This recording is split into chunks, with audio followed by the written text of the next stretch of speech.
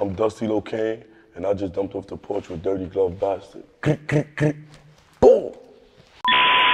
Listen, I walk in the spot, 30 on me and some chops. All my shit not really rock. All right, today we got Dusty Locane hopping off the porch with us today. Yeah. I don't know if that need a fever. I got gang members with me too. What's up, gang? For sure. What's going on with you, bro? What you working out here in Atlanta? Hey, shit, I just been out here working with my son, Young Blue. You feel me? About to tap in with Asian Door. I'm trying to just, you feel me? Build up my catalog in terms of the music I'm making and who I'm making it with. For sure. How often do you get to come out here to work? I love out here on Hood. I love Atlanta. It's more Atlanta for me. Yeah. Feel me? So I be out here. In all honesty, I feel like my biggest tracks majority of them was made out here. That's right. Yeah. How does it compare back home to Brooklyn? I'll say it's a slower pace, you know, and like in the towns, you know, everybody more, I feel like they more straightforward, to be honest with you. Out here, everybody just smiling. I don't know, it's just a different vibe. In the towns, you get more, everybody just aggressive. Yeah. Feel me? Like, that's how it is. And what is life like back in Canarsie for those who don't know? I tell everybody, like, it's like any regular kid growing up in the hood, like, you got a choice to make. It's whether, you know, like I said, you gonna stay in your books, get a good education, get a good job, or you turn to the streets, or you have hoop dreams. You see what I'm saying? So either way, it's one of the three. How would you describe your childhood growing up in Canarsie? I ain't have no bad childhood, you feel me? I knew all the gang bangers, all the homies and shit. But me, I was focused on basketball, so that was my main like goal to like be a basketball player. You know, but when that didn't turn out, you know how that shit go. So I was, like I said, through high school, I still jack rips, all that, but I wasn't actively gang banging, you see what I'm saying? Like, but then when, you know, shit hit the fan, I had to turn to that, you know. I'm not gonna say too much, but yeah. So when would you consider yourself jumping off the porch? And by that, I mean just experiencing life on your own. Been jumped off the porch. Nah, but I say like heavy, yes, 17, 18. 17, yeah, facts. And what type of trials and tribulations did you go through to make you feel like, all right, I'm a man now? Getting knocked, fighting cases, you know, being put in situations that you know you gotta perform. And when you realize you could perform in them situations, it's like everything easier. You do what you want. You ain't really focus on no consequences. So during college, you had hoop dreams, right? I only did a semester of college. I got kicked out, so I wasn't there for no long period of time. I was on what you call that shit? A partial scholarship at a JUCO and shit. So I wasn't really playing no high level college basketball or nothing. So when I got out there, I started tweaking. I wasn't really even going to class, wasn't going to practice, and then started getting mad altercations with niggas, and then they torched me. For me, like middle of the second semester, or probably like a month into the second semester, as I came back from a winter break. Facts. So once you got expelled, did it hurt your feelings any? You got like, man, you got put out of Yeah, school. hard. Cause you gotta understand, like I'm telling you, bro, like I put all my, you know when your mother say don't put all your eggs in one basket? Yeah. I did that. Feel me? Like I was really, in high school I went to school because of a basketball. Like you go to school because you know, yo, after I want to go to basketball practice. But if I don't go to school, I can't go to basketball practice because the coach gonna tell me, yo, I don't see you here, you know, listed on attendance. So I knew like, in order for me to be the best player I wanted to be, I'll say forced, because I'm not gonna lie to you, I ain't really like school, feel me? Like the learning part. I like being with the dogs and them and shit, but like the learning part, it was like, I don't know, my attention span a little short or hard. So my ass is sitting start dazing off for the dad looks. Feel me? Yeah. But yeah, facts. So what would you say is the biggest life lessons you learned growing up? Biggest life lessons, you know, trust no man. I feel like really don't put your trust in nobody in particular, you know? And there is genuine love, but it take time. It's not something you would just find overnight. I'm talking about from all types of people. Like, feel me? For me and my A&R alone, like that's somebody who showed genuine love, but it ain't happen overnight. it took me a time to get there. So I feel like the biggest thing for me is like, and also staying humble. Definitely staying humble, you feel me? I feel like that's what got me through all of this. You know, not boasting out my chest and trying to act like somebody I'm not. Just, you feel me, staying me. That's solid. So when would you say you started making music? 5 months ago, officially. Like, wow, really, I had confidence, and I actually not wanted to do it, but I had shit to talk about. You know, I'm now coming home. I was remanded, so I'm now coming home, and I was just like, I was aggravated, upset about a few situations, and I couldn't physically go out and handle them at the time. Everybody telling me, yo, chill, chill. So I spoke about it, and that's how Rollin N Controllin came about. So I'll say from there it was up. So when you say Rollin N Controllin drop, that's when you started taking it serious? Yeah, cause you know I made that freestyle, and it spoke to me. You know, like I said at the time I was going through shit, so that shit really spoke to me, and we went from there. Like my son Bobby told me, yo, no funny shit, drop this. Cause I'm not even gonna lie, I had doubt on Hood, cause at the time when I dropped it, my niggas around me, they wasn't really bumping it heavy. You see what I'm saying? Like it was just me. Yeah. Every day in the car, like niggas just like, yeah, this nigga gonna play this shit every day. Feel me? And then my son Bobby tapped in with me, he heard that shit. He said, look, I bet my whole career on this shit. Feel me? Like, drop the audio, you gonna take off. I guarantee it. And yeah, young nigga took off on Hood. That's hard. 20 million views later. Yeah, 20 million views later. That's 2 words. How was it feeling to know, like, okay, to trust in yourself and to have people around you know that you're supported enough to go ahead and release your creations to their world? I feel like the support made it easier for me, because I had it predetermined in my head already that I was gonna do something big. I just didn't know what it was. So like even from basketball, I'd sit there and say, yeah, I'm gonna make it to the league. So I always reached, you know? Always was somebody who kept reaching, trying to get higher to another level. So it was just, all it really was based off was what I was gonna do. I just had to figure that out. And when I figured it, and then I had people around me telling me how much they knew I could do it was like, it's a no-brainer. I just did that shit. That's solid. And another supportive person in your career was Pop Smoke. Most definitely, long live the cuz, feel me? That's somebody coming from where I'm from. You see what I'm saying? So for me, that's like watching him do it is motivation. You feel me? Not too many people could say they did what he did, left the legacy he left. You feel me? So, like I said, it's just appreciation always to that man. Never be no hate, I see people try to give me the hair. Ain't none of that. I don't have no hate in my body, you understand me? So the way I see it is I just look at it like, damn, that was a legend. A legend in a year on the dead low, you see what I'm saying? So no funny shit, 2 years, 2 words. One thing I find most commendable about you is you don't try to clout chase the fact that you knew, you know what I mean? Oh yeah, I grew up with him. Yeah. But I don't just openly say that to everybody. I don't feel like, I ain't really, it's not genuine. Again, like I go back to, I'm a genuine nigga, so everything I do is genuine. I can't sit here and feel like, yo, if I tell this nigga, yo, I grew up with the cuz, that shit gonna give me some points or some stripes. Yeah. Hell no, that shit ain't doing nothing for me. That's to me more or less you leeching off somebody else's success. So I always I try to just stay in my own lane with everything, and when it's my time, it's my time. That's solid. Yeah. How do you deal with the comparisons? I laugh at them majority. Cause it's never a bad thing to be compared, you know?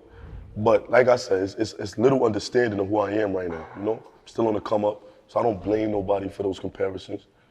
Neighborhood, feel me? But more or less, I just look at it like, they see something in me that was also in somebody else. That's it. I'm gonna show you through the music where we separate though. For sure. Down the line. That's it. Who would you say are some of your musical influences? Heavy, Chicago drill. I say that was one of the big ones for me. And then you could go back to you feel me, the legends of New York. You know, Biggie, Jay-Z, shit like that. But Chicago drill, what did it for me in terms of like, cause I was around the age when I think GTA was out. Had my P3 nigga, all the mom them, we on the phones, we on our house phones. Feel me, playing GTA like, oh, and all we playing in the background is Welcome to Faisal Land, Herbo shit, little Bibby shit, Chief Keef shit. So that, I'm not even gonna lie, that stuck with me. That stuck with me. So till this day, I could spit you when a majority of Welcome to the Phase on Land tracks just off the strength of that. So that was a big influence for me. And then of course, like I said, the Cuts too, big influence in terms of music. Feel me? Pop. So, but besides that, yeah, I wasn't really bumping nobody else heavy. That's kind of solid to hear a New York drill rapper come in the Chicago drill scene as influence.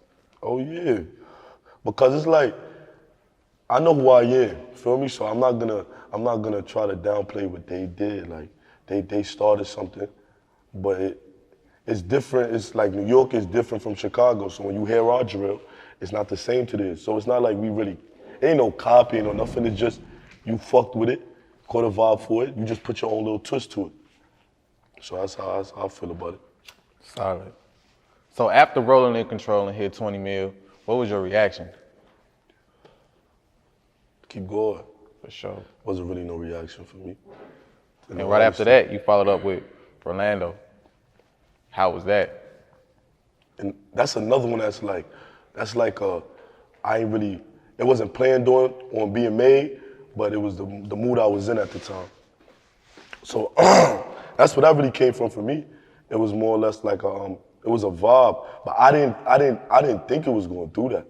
Be real with you, that's another one I didn't think was gonna do that. But again, matter of fact, I'm politicking, Bobby. I told you, I said, yo, Rolando's next. So I put it next because that was the order in which I really did it. Like I made Rollin N Controllin, met up with Bobby, made Rolando. After that, like he used to take me to the studio, you know, in the beginning, and I would just freestyle everything. Still to this day I do so. But yeah, Rolando for me, watching the video go up is what really had me like, damn, feel me? And then people was really fucking with it. So, like I said, that was the second one for me was like, okay, we did it again. Yeah. Yeah, facts. Straight up. Did the support take you by surprise when everybody was knowing your music? Yeah, I feel like if it's one thing when I see them kids, or like, you know, I be reposting a lot of stuff on my IG, but when I see them kids, like saying my lyrics, that shit different. That shit always put a smile on my face before anything. So I feel like, yeah, the most important thing is like, when it comes to this music shit, is remembering that when you talking, other people could relate to what you're saying. No matter the age, no matter the race, no matter nothing, ethnicity. If it's music, is music, you feel me? For everybody to enjoy. Straight up. How did you get your rap name? Feel me? I say this shit, so I feel like I gotta repeat. This shit on repeat. Yo, it's simple, bro, really. Like, in the hood, if you know what Dusty mean, if you know what the term moving Dusty, you know that that's something that you adapt. It's not something niggas just call you. It's a way of life you gotta live all the time. From the time you wake up, from the time you go to sleep. Feel me? It can't be flip-floppy. So that's really Dusty right there. Solid nigga who won't go. Staying on 10, you feel me? And then the Locane is that's Crip shit. That's the finesse. So I always say it's a little gritty, a little finesse. For sure. Dusty Locane, facts. What's your current thoughts on the rap game as of now? I feel like it's a lot of up and coming, talent. But I feel like it's wide open. It's for the taking.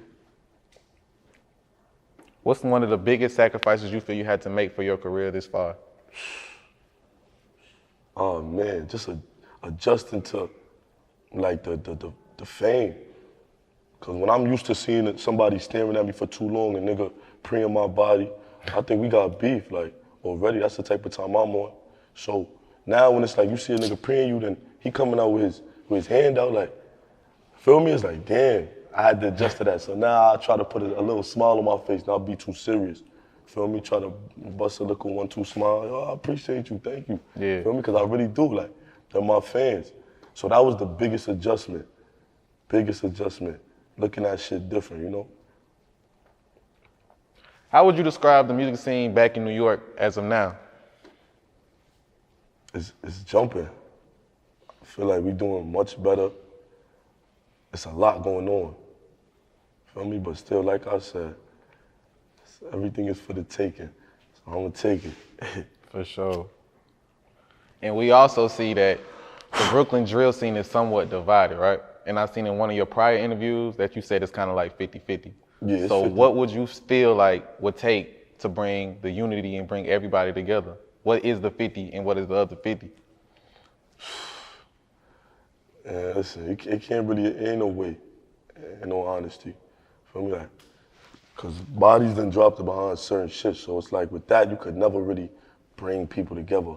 It's always gonna be somebody, family member that feel away, so it's like, regardless of whether you're talking about on the music tip, you gotta remember it's people back in the hood who still living in them trenches, who still gotta wake up and one day see their op or whatever the case may be, so it's different. Why do you think people overlook the talent in New York? Well, I feel like sometimes New York could be a little too much for certain people, you know? So, like I said, it's from somewhere where everything is just aggressive, it's a fast pace. And if you're not tuned in, you're not gonna really understand what's going on. So I feel like it's just a misunderstanding or not being well in tune enough with what's going on over there. That's about it though. For sure that. Talk to us about having a solid, supportive foundation around you at all times. It's needed, but I think you'll go crazy. You definitely need that. You need your brothers, you feel me? You need your family. You need all of that. Cause in all honesty, like I said, I did this by myself, but with them, it just made it all more easier. Feel me? With them, it made it all more easier. So it's important. It's important to have a solid group of people around you who really believe in you, genuinely believe in you. Solid. And family definitely is important to you. You got your mother's name tatted all on your face. Yeah, mama love. What made you take that pain from Mom Dukes? Oh, well, it's two reasons I'm gonna give you right now. Like, I love my mother to death. I do Yeah. anything for my mother, give my mother anything.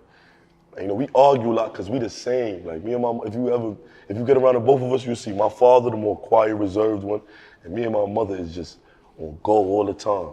She got that same energy as me, so we bump heads, but it's not the thing I wouldn't do for my mother. You see what I'm saying? So that was one main reason.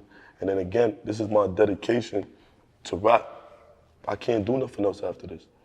Feel me? So I gotta keep pushing myself with these on my face because I know now it's like, this is the only thing you got left. Make it last. So talk to us about the island culture in New York, because you yourself are Haitian and Trini, right? Yeah, that's a fact. It's big out there. You know, you got Caribbean restaurants on every corner. No funny shit. And it's really diverse when you look at it. It's everybody in one place at a time. You feel me? So you bound to get something good out of that. But that's a big part of my music, I believe. Because growing up young, I used to bump soca music because of my mother. Feel me? She playing it, my pops playing it, I'm listening to it. And compa, you feel me? All of that. So I feel like that definitely played a big role in my music. That's real. Yeah. Not only does it play a big role in your music, I feel like it plays a big role between New York itself. Yes, it definitely does. That's a fact. It definitely does. So talk to us about your forthcoming project. Life of a Five album dropping in June, around my birthday. Feel me? So that for me is just, it's different, bro. When I be thinking about that, I ain't never thought I'd be dropping an album in my life.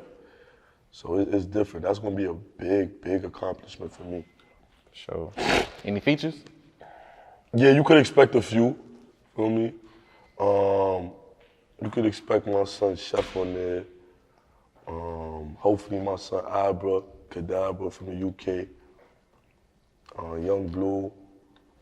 What else we got on there? Obi and J from, you feel me, from Louisiana, Baton Rouge. That's my fucking guy. Feel me? But yeah, we got a big one. And probably a few others. We still working on it. It's like we got so much right now.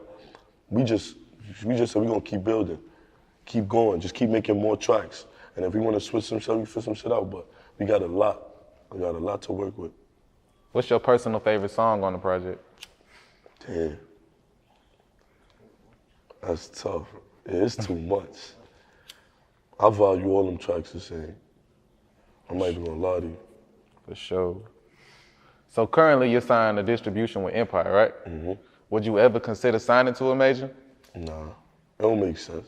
It don't make sense. I could do more for myself and do more with them than I feel any major label could do with me. So I'm gonna stay independent. Facts. So how is it to see some of your peers like Sleepy Hollow and Chef G also on to come up? That shit beautiful because it's like, before I was even making music, I used to bump niggas. See what I'm saying? So it's like, when you thinking about that, it's just, we all doing the same shit. We all trying to make it out. Feel me? Trying to find a safer route. And that's what we doing.